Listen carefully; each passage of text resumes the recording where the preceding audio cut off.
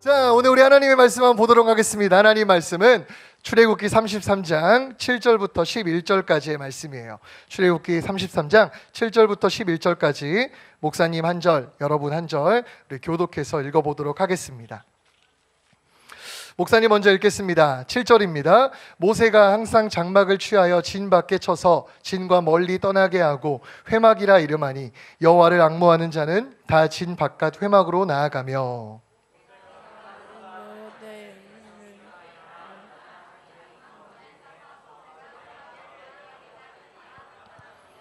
모세가 회막에 들어갈 때에 구름 기둥이 내려 회막문에 서며 여호와께서 모세와 말씀하시니.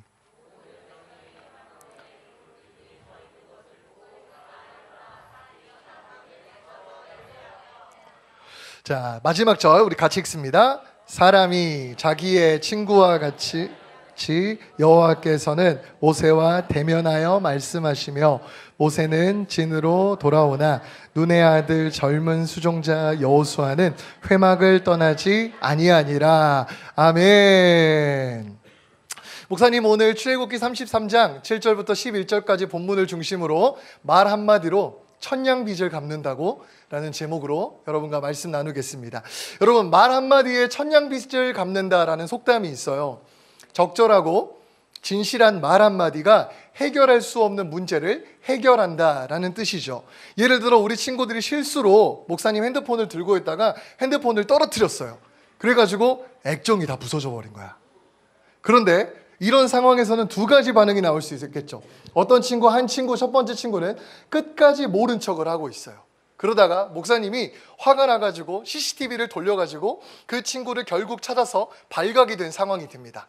두 번째 반응은 바로 목사님께 이걸 떨어뜨리자마자 와가지고 목사님 제가 실수로 이걸 만지다가 떨어뜨려가지고 이게 깨져버렸어요. 목사님 어떻게 하죠? 너무너무 죄송해요 라고 진심으로 용서의 말을 하는 사람이 있는 거예요. 그렇다면 두 친구를 향한 목사님의 반응이 똑같을까요?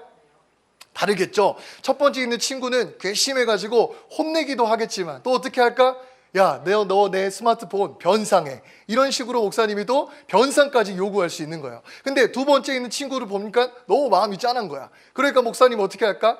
야, 네가 일부러 그런 것도 아니니까 다음번엔 진짜 조심해주라 라고 말하면서 목사님이 그 친구의 용서를 받아들이고 목사님 스스로 가서 액정을 수리할 수도 있다는 거예요. 이처럼 도저히 갚을 수 없는 엄청난 빚, 천냥이나 되는 그 빚을 우리 인생에 가지고 있을지라도 진심 어린 말 한마디, 진심 어린 태도 하나가 상대방의 마음을 움직이기 시작하면 그 거대한 문제가 해결되어지기 시작을 한다라는 거예요. 여러분, 세상의 대화에도요 이러이러한 위력이 있습니다. 하물며 온 우주를 만드시고 이 세상을 지금도 자신의 손으로 움직여가고 계시는 하나님과의 대화라면 우리 인생에 얼마나 놀라운 결과와 기적이 있겠냐라는 것이에요. 여러분, 현대인들 목사님 찾아보니까 하루 평균 스마트폰을 150번 이상 확인한다고 그래요. 누가 나한테 연락을 했는지, 누가 내 게시물에 좋아요를 눌렀는지, 어떤 즐거운 일이 있었는지를 계속해서 하루에 150번 이상을 확인한다는 거예요. 여담이지만 이번 우리 중등부에서 인스타 챌린지 봤어요, 친구들? 네, 무하자야 챌린지. 알아, 얘들아? 무하자야 챌린지 이번 했는데 목사님 보니까 어젠가 보니까 8.3만 회 시청, 누적 조회수 8만 회가 넘었습니다. 목사님 그냥 애들이 그냥 찍자 해가지고 찍고 우리 선생님들 옆에 지나가시길래 다 서라 해가지고 선생님이랑 같이 했는데 그게 세상에 8만 회가 가가지고 목사님 지난주에 농구팀 이렇게 차량 운행을 해줬는데 우리 교회 안 다니는 애들이 그 안에 있는 대사를 다 외우고 있더라고. 얘들아, 우리 목사님이랑 전사님이랑 선생님들인데 잘생기고 예쁘고 하니까 우리 교회 한번 놀러와. 이거를 애들이 다 외우고 막 스타렉스 안에서 막 애들이 막 말을 하더라고요. 그래서 목사님이 야, 진짜 많이 뜨긴 떴구나 이런 생각이 들었습니다. 아직 보지 못한 친구들은 오늘 집에 갈 때 핸드폰을 보면서 우리 중등부 인스타를 한번 들어와 보십시오. 그러면 영상을 보실 수 있습니다. 여하간 사람들은 이처럼 스마트폰에 빠져 살아가요. 그래서 식사를 하면서도 가족끼리도 대화하기보다는 스마트폰을 보죠. 버스를 타도 공공장소를 가도 쉬는 시간만 있어도 사람들은 여유만 있으면은 핸드폰에 집중하지 사람끼리 서로 대화하려고 하지 않아요. 그런데 이게 우리 신앙생활에도 동일한 모습일 때가 참 많다라는 거예요. 하나님은 우리랑 대화를 하고 싶어 하세요. 왜냐하면 하나님은 우리와 대화해서 우리 인생의 그 천냥 빚을 갚아주길 원하신다라는 거예요. 그런데 우리는 여전히 하나님이랑 대화하지 않고 스마트폰과 같은 재밌고 도파민 터지고 바쁘고 해결해야 되는 내 인생이라는 문제에만 집중하며 살아간다는 거예요. 그래서 우리는 하나님이 내 인생에 주고 싶어하는 그 선물 보따리를 하나도 확인하지 못한 채 끙끙거리고 나 혼자 힘들어하고 슬퍼하고 좌절하고 절망하면서 인생을 살아가게 된다는 거예요. 오늘 목사님은 여러분에게 하나님과 대화하는 방법, 그리고 또 그 하나님과 대화할 때 나타나는 놀라운 결과를 설명드릴 거예요. 오늘 말씀을 통해 사랑하는 여러분이 하나님과 대화가 시작됨으로써 여러분 인생에 그 천냥 빚이 갚아지는 놀라운 응답의 주인공이 다 되었으면 좋겠습니다. 먼저 하나님과 대화하기 위해 필요한 방법은 목사님을 따라서 한번 주세요. 구별하는 것이다. 하나님과 대화하기 위해서 필요한 것은 구별하는 거예요. 구별이 뭘 말하는 거냐면 자리를 구별하는 거예요. 구별된 자리를 만드는 것이죠. 우리 본문 7절 말씀 한번 보겠습니다. 우리 같이 한번 읽어보겠습니다. 시작! 모세가 항상 장막을 취하여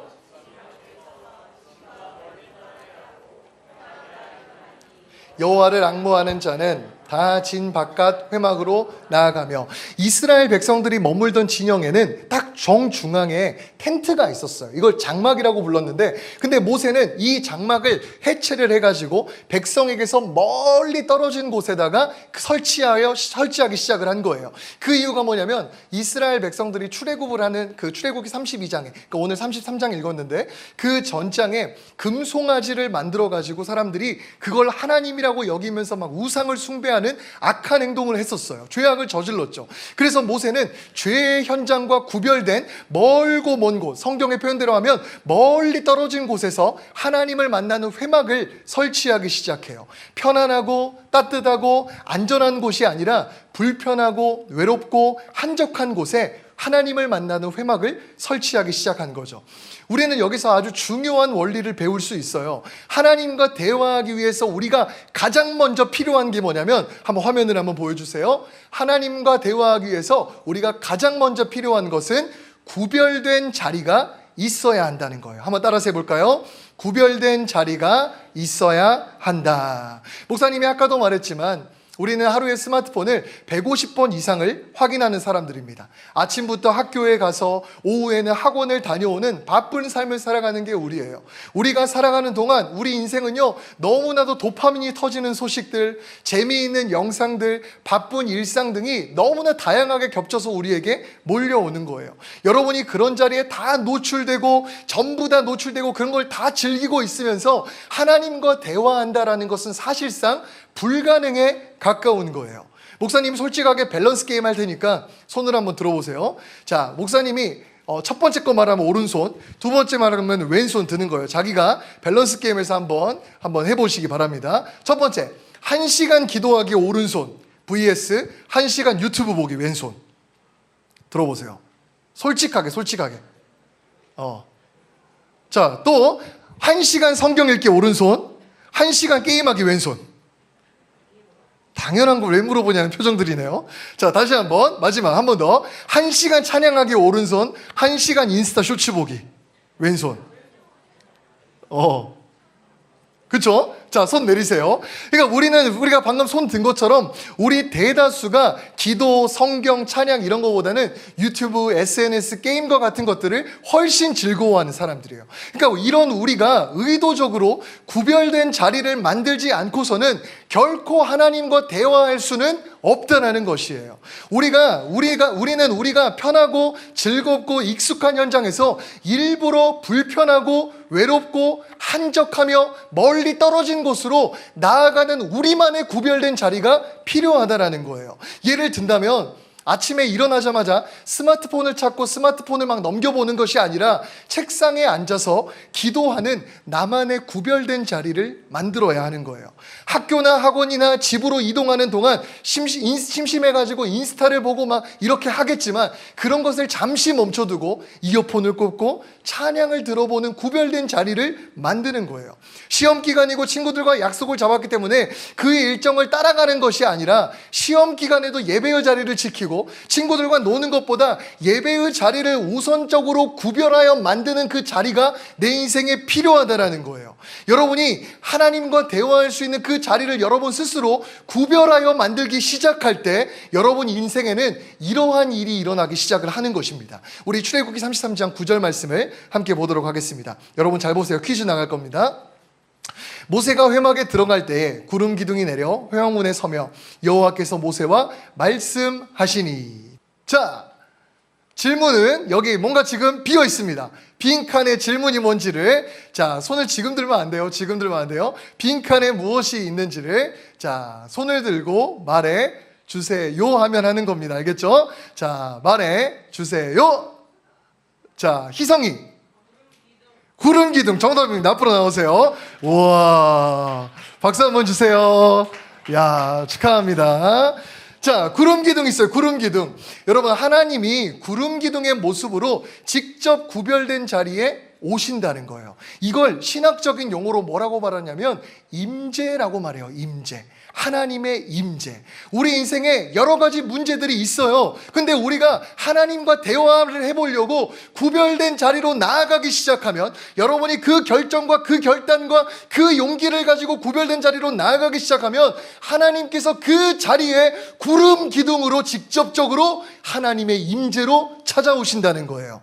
그리고 그 임재 가운데 우리 인생의 여러 가지의 문제들이 해결되어지는 놀라운 기적과 같은 일들이 일어나기 시작을 한다라는 것이죠.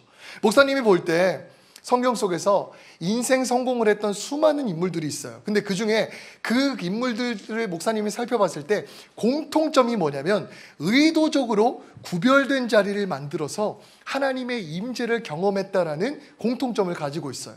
여러분, 대표적으로 다니엘이라는 사람을 한번 생각해 보세요. 이 사람은요, 사람들로부터 시샘을 받았던 사람이에요. 하나님을 믿는다는 이유로 사자가 득실득실 거리는 곳에 던져질 위기에 있는 사람들이었어요. 여러분이 사자굴에 던져진다면 어떨 것 같아요? 사자굴에 딱 던져진다. 내가 사자 10마리 있는 곳에 내가 던져진다. 먹이로 던져진다. 이러면 너무 무섭겠죠. 목사님 지난주에 제자반 하면서 이런 이야기를 했어요. 목사님에게 누군가가 총과 칼을 들고 와가지고 목사님을 죽이겠다, 예수님을 믿지 않으면, 예수님을 배신하지 않으면 너를 죽이겠다라고 말하면 목사님의 반응이 어떨 것 같냐고 목사님 물어봤습니다. 당연히 목사님은 어떤 반응을 생각했냐면 우리 친구들이 목사님이라면 당연히 예수님 배신하지 않고 나를 죽여라 이렇게 말하시겠죠 라는 이런 반응을 생각했거든요. 목사님은 그럴 뿐 아니에요 이런 반응을 목사님이 생각했는데, 목사님이 이렇게 기대하고 물었는데 우리 준수가 목사님 이렇게 물어봤습니다. 얘들아, 그런 상황이 오면 목사님은 어떨 것 같니? 이러니까 준수가 뭐라 하냐면 목사님이라면요, 제발 살려주세요. 제발요, 제발 살려주세요. 이럴 것 같다는 거예요. 준수가 너무 사람을 띄엄띄엄 본 것 같습니다. 네. 근데 그 이야기를 듣고 목사님 한번 상상해봤어요. 사자굴에 내가 사자처럼 던져진다면 어떨까? 이 생각을 해봤는데 물리면 조금 아플 것 같긴 하더라고. 그래서 좀 걱정이 돼서 준수 말이 맞나 이런 생각도 하긴 했습니다. 근데 여러분, 다니엘은 이런 위기와 이런 위험 앞에서 어떻게 행동한지를 보세요. 다니엘서 6장 10절 말씀입니다. 다니엘이 이 조서의 왕의 도장이 찍힌 것을 알고도 자기 집에 돌아가서는 윗방에 올라가 예루살렘으로 향한 창문을 열고 다 같이 시작! 전에 하던 대로 하루 3번씩 무릎을 꿇고 기도하며 그의 하나님께 감사하였더라. 여러분, 다니엘 너무 스컬하지 않습니까? 네? 이건 다니엘의 적수들이 다니엘을 버거워할 정도예요. 사자굴에 던져진다는, 어찌 보면 천냥빛과 같은 어려운 상황이에요. 근데 다니엘은 전에 하던 대로 구별된 자리에서 하나님과 대화하는 자리로 나아가기 시작을 한 거예요. 그러자 그 결과가 어떻게 돼요? 하나님이 구름 기둥으로 그 자리에 임재하심으로 다니엘은 사자굴에 던져졌지만 그 사자굴 안에서 하나님이 보내신 천사가 그 사자굴에서 사자들의 입을 봉하는 기적과 같은 일이, 문제가 해결되어지는, 천냥빛이 갚아지는 놀라운 일이 그 기도 가운데, 그 대화 가운데, 그 구별된 자리 가운데 나타나기 시작하더라는 것입니다. 여러분, 마찬가지예요. 우리가 여러 가지 어려움 앞에서 하나님과 대화하는 구별된 자리를 여러분이 의도적으로 만들어 나아가기 시작해서, 하나님, 저 이것 때문에 힘들어요. 하나님, 저 이것 때문에 어려워요. 하나님, 저 이것 때문에 죽을 것 같아요. 저 좀 도와주세요 라고 대화를 하기 시작하면 하나님께서 그 구별된 자리 가운데 하나님 그분이 구름 기둥으로 임재하시는 거예요. 그리고 그 기도를 들으실 뿐만 아니라 우리 인생의 천냥빛과 같은 우리가 해결할 수 없는 그 문제를 하나님 그분께서 모두 다 해결해 주신다라는 것입니다. 이 행복을 주기 위해서 하나님께서 오늘 여러분에게 너와 대화하고 싶다 라고 말씀하시는 거예요. 할렐루야. 더 나아가 우리가 구별된 그 자리를 만들기 시작하면 나만 하나님의 임재를 경험하는 게 아니라 여기서 한 걸음 더 나아가기 시작해요. 우리 출애굽기 33장 10절 말씀을 보겠습니다. 모든 백성이 회막문에 구름 기둥이 서 있는 것을 보고 다 일어나 각기 장막문에 서서 예배하며. 여러분 잘 보세요. 모세가 구별된 자리를 만들고 만들고 하나님과 대화하는 자리로 가자 그곳에 하나님의 임재가 임하였어요. 그러자 그 영향이 어디까지 가냐면 이스라엘 백성들에게까지 확대되어지는 놀라운 일이 일어나기 시작을 하더라는 거예요. 사실 이스라엘 백성들은 아까 목사님 말했지만 출애굽기 32장에 금송아지를 만들고 그걸 하나님으로 섬겼기 때문에 그들에게 하나님의 구름 기둥은 떠나버린 상태였단 말이에요. 그런데 모세가 멀리 떨어진 곳에 회막을 설치하고 그곳에 하나님과 대화하는 자리로 나아가기 시작하자 구름 기둥이 임하기 시작을 했어요. 하나님의 임재가 임하기 시작하니까 수많은 백성들이, 죽어야 될 자들이, 우상 숭배한 자들이 하나님 앞에서 살아나는 자들로 인생이 바뀌기 시작하더라는 거예요. 여러분 마찬가지예요. 우리가 하나님께 기도하는 구별된 자리를 만들어서 하나님과 대화하기 시작하면요, 하나님이 여러분의 그 기도의 자리에 임재하십니다. 그리고 내 인생의 천냥빛뿐만 아니라 내 주변에 있는 사람들까지도 하나님의 살아계심을 체험하는 그 천냥빛이 갚아지는 영향력의 확대가 일어나기 시작을 한다라는 것이에요. 여러분 1940년 5월에 2차 세계대전 초기 유럽은 참 싸우기 어려운 현장이었어요. 나치 독일의 압도적인 그 전차 부대에 밀려서 영국과 프랑스의 연합군이 프랑스 북부의 작은 해안가인 덩케르크에 완전히 고립된 상태가 됐습니다. 앞에서는 독일군이 진격해오기 시작했고 뒤에는 굉장히 깊고 무서운 바다가 놓여져 있던 거예요. 그래서 역사에서는 이때를 영국 역사상 영국의 시간 중에 가장 어두울 때이다라고 말할 정도였습니다. 이제 모두 다 앞에는 군사들이 진격해오고 뒤에는 바다가 있었기 때문에 이제 다 죽었다, 이런 입장에 놓여져 있던 거예요. 바로 그 절망의 시간에 영국의 조지 6세라는 국왕이 한 가지의 결단을 내리기 시작해요. 5월 26일을 전 국가 기도의 날로 선포하기 시작을 한 거예요. 온 나라의 공장도 다 가동을 멈췄고 웨스트민스터 사원을 비롯한 영국의 모든 교회에 발 디딜 틈이 없이 사람들이 모여들기 시작했어요.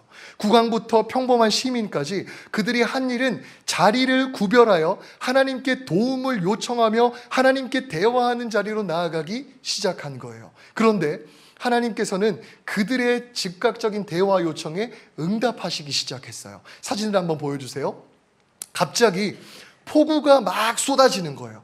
폭우가 너무 비가 많이 오니까 독일의 이 적군들의 공군기들이 뜨지를 못했어요. 그런데 신기하게도 이 덩케르크의 해협은 믿을 수 없을 만큼 호수처럼 잔잔해지기 시작을 하는 거예요. 그래서 군함뿐만 아니라 영국의 평범한 어선과 요트와 나룻배와 같은 것들이 수백 척의 이 민간 선박들이 바다를 건너서 이 고립되어 있는 군인들을 나르기 시작을 합니다. 처음에는 영국 정부에서 2만 명에서 3만 명의 군인들만 살아 돌아와도 이건 기적과 같은 일이다라고 생각했지만 결과가 무려 33만 8천 명의 병사가 무사히 돌아가는 기적이 일어나기 시작한 거예요. 여러분, 이 영국의 놀라운 기적 이야기를 들으면서 어떤 생각이 드세요? 천냥빛과 같은 어려운 상황에서 영국의 국왕과 국민들이 자리를 구별해서 하나님께 대화를 요청하는 구별된 자리로 나아가기 시작했어요. 그러자 무려 33만 8천 명이라는 죽을 수밖에 없던 사람들이 살아서 기적처럼 돌아오고 구해지는 믿기지 못할 일이 발생하기 시작을 했다라는 거예요. 이처럼 기도라는 건요 있잖아요, 나만의 인생, 나의 인생의 천냥빛만 갚는 것이 아니라 나의 주변에 있는 사람들, 내 주변에 있는 모든 존재들에게까지 그 영향력은 확대되어 나타나기 시작하는 놀라운 능력이 그 안에 숨겨져 있는 거예요. 이게 기도의, 이게 하나님과의 대화의, 이게 구별된 자리의 능력이라는 것입니다. 여러분, 이 사실을 믿으십니까? 이처럼 하나님과의 대화에는요 어마어마한 선물 보따리가 숨겨져 있어요. 오늘 본문에 모세가 경험한 이 비밀을 알고 있었던 게 누구냐면 바로 여호수아라는 사람이에요. 그래서 여호수아는 이 구별된 자리에서 이런 행동을 하기 시작합니다. 우리 11절 말씀 한번 볼게요. 모세는 진으로 돌아오나, 시작. 눈의 아들 젊은 수종자 여호수아는, 여러분, 여호수아는 실제로 경험한 거예요. 기도하면 구름 기둥이 임재한다는 사실을, 기도하면 이스라엘 백성들에게 변화가 일어난다는 사실을, 기도하면 모세가 하나님께 쓰임 받았듯이 나도 쓰임 받을 수 있다라는 사실을 여호수아는 알았던 거예요. 기도 한마디가 천냥빛을 갚는다는 것을 두 눈으로 목격한 여호수아는 그 기도의 자리를 떠나지 않고 그 복을 사모함으로 기도의 자리에서 기도로 살아내기 시작하더라는 거예요. 그래서 이렇게 구별된 자리에서 하나님의 임재를 사모하는 여호수아라는 인생에 하나님께서 이렇게 역사하기 시작합니다. 이 말씀 목사님 읽는데 너무 감동적이었어요. 우리 여호수아 1장 5절을 다 같이 함께 읽어보겠습니다. 시작. 내 평생에 모세와 함께 있었던 것 같이 너와 함께 있을 것임이니라. 내가 너를 떠나지 아니하며 버리지 아니하리니. 목사님 노란색 글씨 읽을 테니까 여러분 크게 아멘 해주세요. 내가 모세와 함께 있었던 것 같이 너와 함께 있을 것임이니라. 아멘. 바로 그 기도의 자리에서 모세의 흉내라도 내보려고 발버둥 쳤던 여호수아가 결국은 이스라엘의 2대 지도자가 되어 이스라엘을 젖과 꿀이 흐르는 그 가나안 땅에 인도하는 놀라운 인생의 주인공이 되더라는 것입니다. 사랑하는 여러분, 하나님께서는 여러분과 진정 대화하길 원하십니다. 여러분의 기도 한마디에 천냥빛을 갚아줄 준비를 하고 계신 분이십니다. 여러분을 향한 하나님의 그 놀라운 선물 보따리는 눈으로 보지 못하고 귀로 듣지 못하며 사람의 마음으로 생각할 수도 없습니다. 여러분이 구별된 자리를 의도적으로 만들어서 기도하기 시작하면 그곳에 하나님의 구름 기둥이 임재하십니다.